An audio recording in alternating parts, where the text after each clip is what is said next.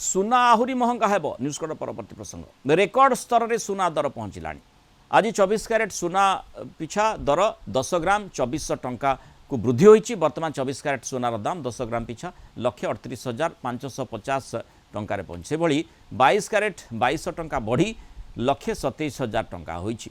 सुना दर एभली अहेतुक भाव बढ़िबा कारण होछि विश्व बजार अनिश्चितता एवं मुद्रास्फीति भय। यास विभिन्न देशर केंद्रीय बैंक सुना रिजर्व बढ़ाउथिबार मध्य दर बढ़ी बढ़ी चली।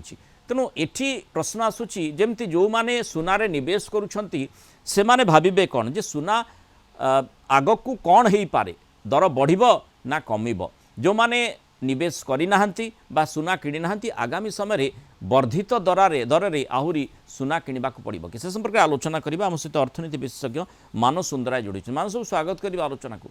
सुना आमे देखुचे लगातार भाव में बढ़ी बढ़ी चली विश्व अस्थिरता जहाँ आम कहूचे विभिन्न समय विभिन्न अंचल भिन्न भिन्न प्रकार स्थिति जो अस्थिरता सृष्टि होची तार प्रतिफलन सुना पर निश्चय पड़ुछि।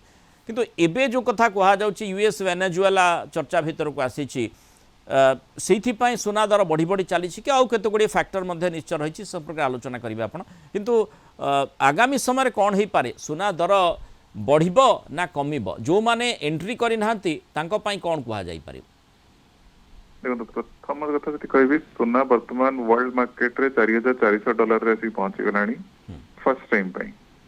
आमे वर्षे तळे जो सुना बढ़िबा स्टार्ट हेइतिला गत वर्ष जनवरी फेब्रुआरी टाइम तो सुना बढ़िबा स्टार्ट हेइतिला से तळे आमे कहितले नहीं financial year next financial end सुधा 1,25,000 हेइ पारे जोटा को ऑलरेडी हेइ कि ता ऊपर ट्रेड करूची। बट तार जो कारण दुई तीन टा थिला प्रथम थिला ट्रम्प का ट्रेड टैरिफ सेथरे आमे वर्तमान सुधा किछि इंप्रूवमेंट देखि पारुने। अच्छा आउ गोटे थिला जो वर्ल्ड जियोपॉलिटिकल अनिश्चितता सेटा जदियो आपनकर इजराइल पैलेस्टाइन जिनसा क्लोज होला बेलको यूएस वेनेजुएला स्टार्ट हे गलानी रशिया यूक्रेन कोनोसी प्रकार समाधान भी आसुनी।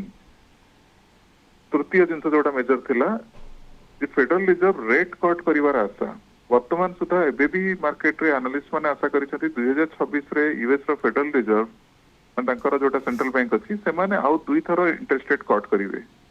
तो ये सब परिस्थिति को देखिले लागुची जेमती सेफ हेवन इन्वेस्टमेंट पई एबे भी लोक जाउछंती एबे भी बहुत पैसा सेफ हेवन इन्वेस्टमेंट को चेस करूची।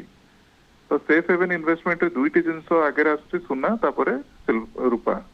तो सुना और रूपा दुईटी की जाको ही आपण देखुथिबे आज पर्यंतर बेस्ट रिटर्न देइछंती कहा गले 1979 1980 परठू ये जो 68% return in 1 year in gold Etah massive माने एबे डिमांड कोन जो भली जारी रही छी से भली रहिबो ना ता कमिबार संभावना कथा देखु। ये जो मेजर होची आपन को दुईटा फैक्टर जदी मु कहबी टैरिफ रे जेपंत किछि कोहलता न आसी सेटा गोटे सोना को कमिया को दबनी। द्वितीय जिंस होची फेडरल रिजर्व जदी इंटरेस्ट रेट न कट न करिवो मे भी पुणी सुना कमी पारे किंतु जेपंत जदी पुणी थरे से आउ दुई थरे इंटरेस्ट रेट कट कर दबो सुना प्राइस कमिबाटा के चांस कम।